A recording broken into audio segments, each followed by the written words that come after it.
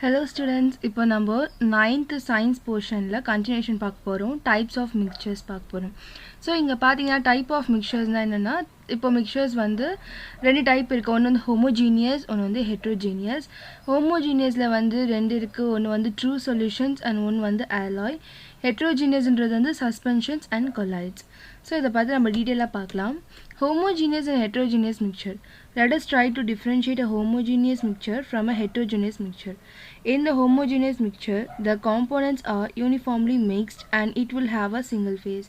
So, இப்போ ஒரு ரெண்டு காம்போனன்ட் எடுத்திருக்காங்க அதை வந்து நல்லா மிக்ஸ் பண்ணால் உனக்கு ஒரே ஒரு சொல்யூஷன் அதாவது அதில் ஒரு ரெண்டு இருக்கக்கூடாது அதாவது ஒன்று தான் கிடைக்கணும் அந்த மாதிரி ஒரு சிங்கிள் ஃபேஸாக ஒன்றா இருக்கணும் அந்த மாதிரி இப்போ ஒரு எக்ஸாம்பிள் எடுத்துக்கோங்களேன் சால்ட்டும் வாட்டரும் மிக்ஸ் பண்ணினா உனக்கு என்ன கிடைக்கும் சால்ட் வாட்டர் அது வந்து பியூர் அவ்வளோதான் அதுலேருந்து உனக்கு வந்து இன்னொன்று எடுக்க முடியாது ஸோ அது வந்து ஒரு சிங்கிள் லிக்விட் அவ்வளோதான் அந்த லிக்விட் வந்து சால்ட் வாட்டர் அப்படின்னு சொல்லிட்டு நீ கொடுத்துருவா அவ்வளோதான் அதுக்கு மேலே அது பண்ண முடியாது ஸோ அதுதான் வந்து சிங்கிள் ஃபேஸ்ன்னு சொல்லுவாங்க ஹெட்ரோஜீனியஸ் மிக்சர் வந்து are not mix thoroughly or uniformly and it have more than single phase so வந்து ஹெட்ரோஜீனியஸில் வந்து பார்த்தீங்கன்னா வந்து அது வந்து சுத்தமாக வந்து யூனிஃபார்மாக மிக்ஸ் ஆகாது பத்தாவது குறைக்கு அது வந்து ஒரே ஃபேஸாக இருக்காது அதில் எப்படியாவது ஸ்ப்ளிட் ஆகிடும் for example take water and oil தண்ணியும் எண்ணெயும் வந்து கலந்திங்கன்னா ஃபஸ்ட்டு கலக்கும் போது அப்படியே கலக்கிற மாதிரியே இருக்கும் பட் ஆனால் கொஞ்ச நேரம் கழிச்சு என்ன ஆகும் ரெண்டு லேயர் ஃபார்ம் ஆகும் ஆயில் வந்து மேலே ஸ்டாக்னேட் ஆகிடும் கீழே வந்து தண்ணி நின்றுடும் ஸோ மேலே எண்ணெய் இருக்கும் கீழே வந்து தண்ணி இருக்கும் அது வந்து ஹெட்ரோஜீனியஸ் மிக்சர்னு சொல்கிறாங்க mix some iron filings and common salt in glass plate observe so இது வந்து இப்போதைக்கு வந்து எக்ஸ்பெரிமெண்ட்லாம் பண்ணுறது கிடையாது பட் நீங்கள் வந்து அந்த மாதிரி பண்ணிங்கன்னா உங்களுக்கு வந்து என்ன கிடைக்கும் அதை பற்றி தான் இங்கே கொடுத்துருக்காங்க ஸோ அதுதான் டிஸ்டிங்விஷன் பற்றி அதை பற்றி இங்கே கொடுத்துருக்காங்க ஸோ இப்போ நம்ம அது டீட்டெயிலாக போகல ஸோ நெக்ஸ்ட் போகலாம் let us now try to differentiate a true solution from colloidal solution and suspension so இதை வந்து நம்ம பண்ண போகிறோம் let us go to kitchen shelf நம்ம கிச்சன் ஷெல்ஃபில் போயிட்டு ஒரு 3 பொருள் எடுக்க போகிறோம் ஒன்று sugar oil and rice or wheat flour ஒன்று ரைஸ் இல்லை வீட் ஃப்ளோர் எடுத்துக்கோங்க now வந்து let us add 1 teaspoon so ஒரு 3 பாக்ஸ் எடுத்துக்கோங்க பாக்ஸில் ஃபுல்லாக தண்ணி வந்து பாதி ஃபில் பண்ணி வச்சுக்கோங்க ஃபில் பண்ணி வச்சுட்டு ஒரு இதில் வந்து சுகரையும் ஒரு கப்பில் வந்து ஆயிலும் அண்ட் ஒரு கப்பில் ஒன்று ரைஸ் ஃப்ளோர் இல்லைனா வீட் ஃப்ளோரை போட்டு மிக்ஸ் பண்ணி விட்டுருங்க ஸோ இப்போ நம்ம வந்து என்ன அப்சர்வ் பண்ண போகிறோன்றது பார்க்க போகிறோம் so we can see that in the case of sugar பொறுத்த வரைக்கும் பார்த்து சுகரும் தண்ணியும் நீ கலந்துட்டேன்னா உன்னோட சுகர் வந்து தண்ணியில் டிசால்வ் ஆகிடும் you get a sugar water okay so particle வந்து நெவர் செல்ஸ் டவுன் அதில் வந்து நீ கலந்ததுக்கப்புறம் உனக்கு அந்த சக்கரை வந்து கீழே இருக்காது ஏன்னா அது கரைஞ்சிடும் சுத்தமாக ஸோ வந்து தென் வந்து in case of oil and water we first get a cloudy mixture which separates into layers after a while so வந்து நீ ஆயிலும் தண்ணியும் மிக்ஸ் பண்ண வச்சுக்கோங்க ஃபஸ்ட்டு நீ நல்லா மிக்ஸ் பண்ணிவிட்டு அது வந்து பார்க்க ஒரு மாதிரி க்ளவுடியாக இருக்கும் அந்த மிக்சர் அதுக்கப்புறம் கொஞ்ச நேரம் கழிச்சு பார்த்தீங்கன்னா எண்ணெய் வந்து தண்ணிக்கு மேலே வந்துடும் ஸோ நெக்ஸ்ட் வந்து இந்த case of flour mixture so மாவு வந்து தண்ணியில் கலந்தேன்னு வச்சுக்கோங்க அது வந்து ஒரு மாதிரி டர்பிட் மிக்சர்னால் அது ஒரு மாதிரி வெள்ளையாக புகை மண்டலமாக இருக்கும் அதுதான் டர்பிட் மிக்சர்னு சொல்லுவாங்க ஸோ நீ மாவு வந்து நல்லா கலந்து விட்டின்னா அது அப்படியே ஒரு மாதிரி ஒயிட்டாக இருக்கும் ஒயிட் ஆகி கொஞ்ச நேரம் விட்டுன்னு வச்சுக்கோங்க இந்த மாவெல்லாம் அடியில் செட்டில் ஆகி மேலே வெறும் அதோட தண்ணிங்க மட்டும்தான் இருக்கும் ஓகேவா so particle slowly settles down at the bottom after some time we can call the first mixture so இதில் ஃபர்ஸ்ட் மிக்சர் சுகர் வாட்டர் இருக்குல்ல அதை வந்து என்ன சொல்கிறாங்கன்னா ஹோமோஜீனியஸ்ன்னு சொல்கிறாங்க for a while but separates into two next வந்து the second one was apparently homogeneous for a while but வந்து ஃபஸ்ட்டு பார்க்க அது ஹோமோஜீனியஸ் மாதிரி தான் இருக்கும் கலக்கும் போது உனக்கு டிசால்வ் ஆகிற மாதிரி தான் இருக்கும் பட் அது வந்து கொஞ்ச நேரம் கழிச்சு உனக்கு லேயர் ஃபார்ம் ஆகுது ஸோ இது பேர் என்ன சொல்கிறாங்கன்னா so separates into layer leaving behind some cloudiness அப்படின்னு கொடுத்துருக்காங்க this is called as colloidal solution so வந்து கொஞ்சம் புகமூட்டமாக இருக்கும் அதுக்கப்புறம் வந்து அது லேயர் ஃபார்ம் ஆகுது அது வந்து colloidal solution சொல்கிறாங்க the third one is the heterogeneous and is called as suspension அது ஒரு மாவு மாதிரியே இருக்குது பட் அவனுக்கு அந்த சஸ்பென்ஷன்னா அந்த கீழே விழுந்துடும் உன்னோட நீ என்ன மிக்ஸ் பண்ணியோ அதை வந்து அடியில் வந்து செட்டில் ஆகிடும் ஸோ அது பேர் என்ன சொல்கிறாங்கன்னா சஸ்பென்ஷன் சொல்கிறாங்க in which a particle settles down at the bottom so உங்களுக்கு வந்து true solution colloidal solution suspension பற்றி ஏதாவது எக்ஸாம்பிள்னா you can directly write this இந்த எக்ஸாம்பிளை நீங்கள் தாராளமாக யூஸ் பண்ணி எக்ஸ்பிளைன் பண்ணி கொடுக்கலாம் ஓகேவா இதுதான் வந்து ஹோமோஜீனியஸ் ஹெட்ரோஜீனியஸ் அண்ட் அதை மிக்சர்ஸ் வச்சு பண்ணது ஓகேவா நெக்ஸ்ட் நம்ம போக போகிறது difference between homogeneous and heterogeneous mixture so homogeneous mixture components are uniformly mixed and it will have a single phase. So வந்து இதில் மிக்சர் வந்து எல்லாம் யூனிஃபார்மாக மிக்ஸ் பண்ணி அது ஒரு சிங்கிள் ஃபேஸாக இருக்கும். ஸோ இப்போ நான் சொன்னல தண்ணியும் சுகரும் மிக்ஸ் பண்ணிங்கன்னா உங்களுக்கு சுகர் வாட்டர் அப்படி இருக்கும், அதில் வந்து உங்களுக்கு எந்த செப்பரேஷனும் இருக்காது. ஸோ அதுதான் single phase. For example alloy கொடுத்துருக்காங்க, சால்ட் சொல்யூஷன் மிக்ஸ் பண்ணிங்கன்னா உங்களுக்கு வெறும் சால்ட் வாட்டர் கிடைக்கும். லெமனேட்னா ஒன்றும் இல்லை, லெமன் ஜூஸும் சுகரும் வந்து சேர்ந்து தண்ணியில் கலக்குனிங்கன்னா அது வந்து ஒரு ஜூஸ் மாதிரி இருக்கும். ஸோ அது வந்து அது பேர் தான் லெமனேட். ஓகேவா? பெட்ரோலும் வந்து அதே மாதிரி. ஸோ எக்ஸெட்ரா இந்த மாதிரி நிறைய எக்ஸாம்பிள் சொல்லிட்டு போகிறாங்க. ஹெட்ரோஜீனியஸ் மிக்சர்னா components are not uniformly mixed. So components இதில் வந்து யூனிஃபார்மாக மிக்ஸ் ஆகாது and will have more than single phase. So single phase தவிர்த்து அது வந்து 2 சஸ்பென்ஷன், அந்த சஸ்பென்ஷன் இருக்குல்ல அதுதான் இங்கே சொல்லியிருக்காங்க. இது பேர் தான் என்ன சொல்கிறாங்கன்னா சஸ்பென்ஷன். உன்னோட நீ என்ன கலக்குனியோ அது வந்து அடியில் உனக்கு செட்டில் ஆகி அது இன்னொன்று ஒரு 2 லேயராக உனக்கு ஃபார்ம் ஆகுது. அதான் எக்ஸாம்பிள் சாக் இன் வாட்டர். இப்போ நீ சாக் பவுடரை வந்து தண்ணியில் கரைச்சி போட்டின்னா உன்னோட சாக் பவுடர் எல்லாம் பாட்டமில் செட்டில் ஆகிடும், அடியில் போய்டும் அந்த கப்பில், மேலே வந்து வெறும் தண்ணி மட்டும்தான் இருக்கும். பெட்ரோல் இன் வாட்டர், பெட்ரோலும் வாட்டரும் மிக்ஸ் பண்ணால் ஆயில் மாதிரி செப்பரேஷன் மாதிரி இருக்கும். சாண்ட் இன் வாட்டர்னால் சாண்ட் டேரெக்டாக தண்ணி கூட தான் இருக்கும். ஓகே, அடியில் தான் இருக்கும். அதுதான் எக்ஸாம்பிள்ஸ் கொடுத்துருக்காங்க ஹெட்ரோஜீனியஸ்க்கு.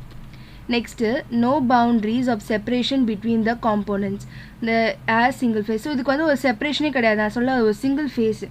அதில் வந்து நீ வந்து தண்ணி கலந்துட்டு கரைஞ்சதுக்கப்புறம் எனக்கு இங்கே எங்கட உப்பு காணும் அப்படின்ற காமெடிலாம் நீங்கள் பண்ண முடியாது. So it is a single phase. ஓகேவா? there are visible boundaries between the components.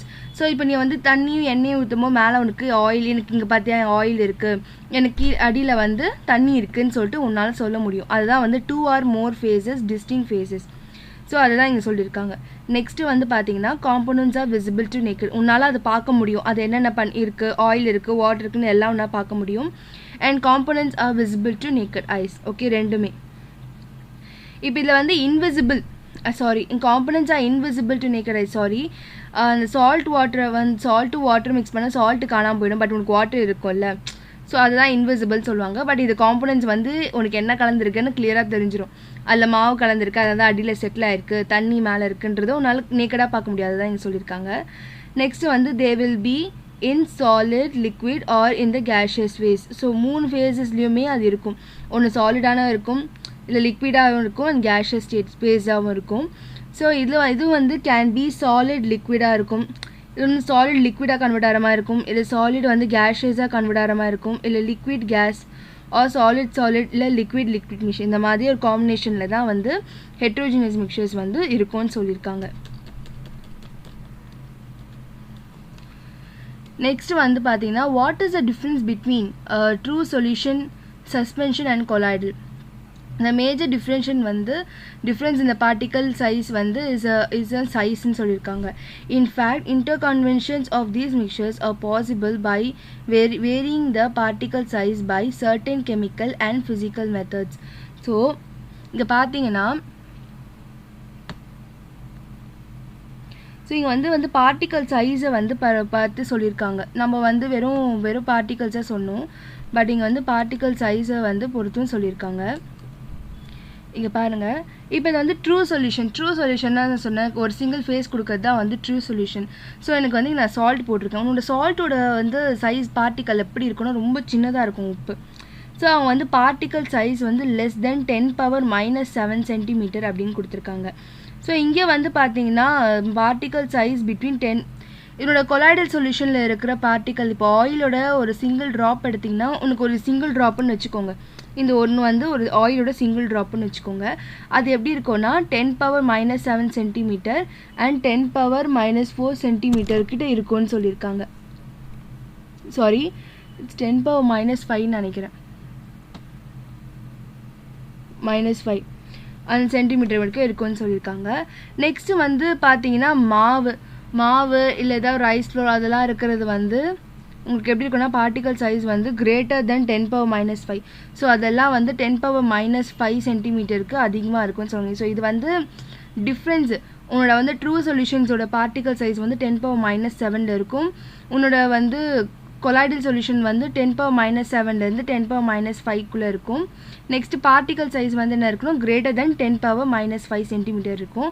So இதுதான் வந்து அதோட கால்குலேஷன் பார்ட்டிகளோட சைஸ் பற்றி சொல்லியிருக்காங்க. நெக்ஸ்ட்டு வந்து பார்த்தீங்கன்னா difference between suspension colloidal solution. Okay, சஸ்பென்ஷனுக்கும் கொலாய்டல் சொல்யூஷனுக்கும் இருக்கிற டிஃப்ரென்ஸை வந்து இங்கே சொல்லியிருக்காங்க.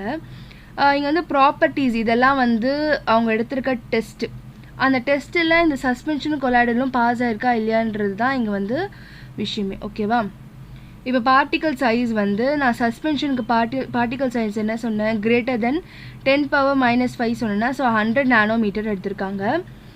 அது கொலாய்டல் சொல்யூஷனுக்கு வந்து 1 to 100 நானோமீட்டர் எடுத்திருக்காங்க. ஸோ இங்கே நம்ம வந்து பவரில் வந்து கால்குலேட் பண்ணியிருக்கோம் 10⁻⁷ 10⁻⁴ பட் வந்து நம்ம இங்கே வந்து எப்படின்னா அந்த நானோமீட்டரில் கால்குலேட் பண்ணி போட்டிருக்காங்க. பார்ட்டிகல் சைஸ் வந்து greater than 100 nanometre and colloidal வந்து 1 to 100 நானோமீட்டர். சொல்யூஷன்ஸ் வந்து எப்படி இருக்கும்னா லெஸ் தென் 100 நானோமீட்டர் இருக்கும்னு சொல்கிறாங்க. இது ஆக்சுவலி ட்ரூ சொல்யூஷன். ஓகேவா, அது வந்து அவங்க வெறும் அது 2 மட்டும் கொடுக்காம அந்த 3ஐயும் சேர்த்து கொடுத்துருக்காங்க. ஃபில்ட்ரேஷன் செப்பரேஷன் மெத்தடில் வந்து சஸ்பென்ஷனில் உனக்கு பாசிபிள். ஏன்னா உனக்கு வந்து ஒரு வடிகட்டி எடுத்து கூட உன்னால் வந்து தண்ணியும் மாவையும் செப்பரேட் பண்ண முடியும். ஓகேவா, ஆனால் தண்ணி பியூராக கிடைக்காது, பட் ஆனால் உன்னால் செப்பரேட் பண்ண முடியும் 2 பார்ட்டிக்கிள். கொலாய்டல் சொல்யூஷனில் இட் இஸ் இம்பாசிபிள். ஏன்னா எண்ணெயும் தண்ணியும் சேர்த்து நீ வடிகட்டினா உனக்கு அது எண்ணெயும் தண்ணியும் தான் கீழே போயிடும், உனக்கு அது மேலே வந்து எதுவுமே ஸ்டாக்னேட் ஆகாது. ட்ரூ சொல்யூஷனில் it is also impossible. Next வந்து செட்டிலிங் ஆஃப் பார்ட்டிக்கல். ஸோ வந்து சஸ்பென்ஷனில் பார்ட்டிக்கல் தானாகவே கீழே செட்டில் ஆகிடும். அண்ட் வந்து இதில் கொலாய்டல் சொல்யூஷனில் வந்து செட்டில் வந்து சென்ட்ரிஃபியூகல்னால் நடுவில்னு அர்த்தம். ஓகேவா, இப்போ நீ வந்து 1/2 கப் தண்ணி எடுத்து அது மேலே ஆயில் போட்டு மிக்ஸ் பண்ணினா அது மேலே வந்து நடுவில் தான் வந்து அது லேயர் ஃபார்ம் பண்ணி மேலே ஆயில் வந்து ஸ்டாக்னேட் ஆகும். அண்ட் ட்ரூ சொல்யூஷனில் டு நாட் செட்டிலே ஆகாது. அப்பியரன்ஸ் வந்து ஒபாக்கின்றது என்னென்னா ஒரு புகை மூட்டமாக இருக்கிறதுன்னு அர்த்தம். ஓகேவா, அது ஒரு ஒயிட்டாக இருக்கும்ல அது மிக்ஸ் பண்ணும் போது அதுதான் அப்படி சொல்லியிருக்காங்க. அண்ட் இது வந்து டிரான்ஸ்லூசன்ட் ஆர் செமி டிரான்ஸ்பரண்ட். ஓகேவா, உனக்கு வந்து தண்ணி வந்து டிரான்ஸ்பரண்ட்டாக இருக்கும், கீழே மேலே வந்து பார்க்க ஆயிலாக இருக்கும்ல அது ஒரு மாதிரி செமி டிரான்ஸ்பரண்ட்டாக இருக்கும், அதுதான் அவங்க சொல்லியிருக்காங்க. அண்ட் ட்ரூ சொல்யூஷனில் அது வந்து ஃபுல்லாக டிரான்ஸ்பரண்ட்டாக இருக்கும். டிண்டல் எஃபெக்ட்னா என்னென்னா அந்த சொல்யூஷனில் நீ வந்து ஒரு டார்ச் அடித்து பார்த்தீங்கன்னா உங்கள் லைட் ரேஸ் வந்து அதில் பாஸ் ஆகுதா இல்லைன்றது தான் டிண்டல் எஃபெக்ட். ஸோ உன்னோட சஸ்பென்ஷன் அது புகை மூட்டமாக இருக்கிறதுல கூட லைட் வந்து டிரான்ஸ்மிட் ஆகுதுன்னு சொல்கிறாங்க. கொலாய்டல் சொல்யூஷனில் அதுலேயும் லைட் டிரான்ஸ்மிட் ஆகுது, பட் ட்ரூ சொல்யூஷனில் லைட் வந்து டிரான்ஸ்மிட் ஆகாது. நீங்கள் என்ன பார்த்தீங்கன்னா ஒரு கிளாஸில் தண்ணியும் உப்பு போட்டு கலந்துட்டு அதில் லைட் டார்ச் எடுத்து பார்த்தீங்கன்னா அதர் சைடில் உனக்கு அது ரிஃப்ளெக்ஷனே காட்டாது. ஸோ அதுதான் வந்து டைடல் எஃபெக்ட். டைடல் வந்து லைட்டு வச்சு எடுக்கிற டெஸ்ட்டு. Diffusion of particles. ஓகேவா, இப்போ வந்து மாவு வந்து தண்ணியில் டிஃப்யூஸ் ஆகாது, அதுதான் அது கரையிறதுன்னு அர்த்தம் டிஃப்யூஷன். ஓகே, இது வந்து டிஃப்யூஸ் ஆகாது. கொலாய்டல் சொல்யூஷனில் வந்து ஃபஸ்ட்டு வந்து டிஃப்யூஸ் ஆகிற மாதிரி இருக்கும், நம்ம ஆயிலும் தண்ணியும் மிக்ஸ் பண்ணும்போது டிஃப்யூஸ் ஆகிற மாதிரி இருக்கும். ஸோ அதுதான் வந்து டிஃப்யூஸ் ஸ்லோலி. அண்ட் வந்து சொல்யூஷன் வந்து உப்பும் தண்ணியும் போட்டு டிஃப்யூஸ் வந்து ரொம்ப ஃபாஸ்ட்டாக கரைஞ்சிரும், அதுதான் டிஃப்யூஸ் ரேப்பிட்லின்னு சொல்கிறாங்க. ப்ரௌனியன் மூமெண்ட் வந்து இது என்னென்னா மேஷோ ஏதோ டெஸ்ட் இது. ஓகே, இது மேஷோ ஒன்று காட்டும் இல்லைனா வந்து காட்டாது, அந்த மாதிரி ஒரு ப்ரௌனியன் மூமெண்ட். அண்ட் நேச்சர் வந்து இது சஸ்பென்ஷன் வந்து ஹெட்ரோஜீனியஸ், கொலாய்டல் சொல்யூஷனும் ஹெட்ரோஜீனியஸ் அண்ட் ட்ரூ சொல்யூஷன் வந்து ஹோமோஜீனியஸ். ஸோ இதுதான் வந்து difference of suspension collation. And வந்து இதுவும் எடுத்திருக்காங்க, அது ட்ரூ சொல்யூஷன் பற்றியும் சொல்லியிருக்காங்க. ஸோ இங்கே டூ யூ நோவில் என்ன கொடுத்துருக்காங்கன்னா 1 nanometre is equal to 10⁻⁹ metre சொல்லியிருக்காங்க, or 1 metre is equal 10⁻⁹ nanometre சொல்லியிருக்காங்க. ஓகே, ஸோ இன்றைக்கி கிளாஸ் அவ்வளோதான். நெக்ஸ்ட் கிளாஸை நம்ம மீட் பண்ணுவோம். பாய்.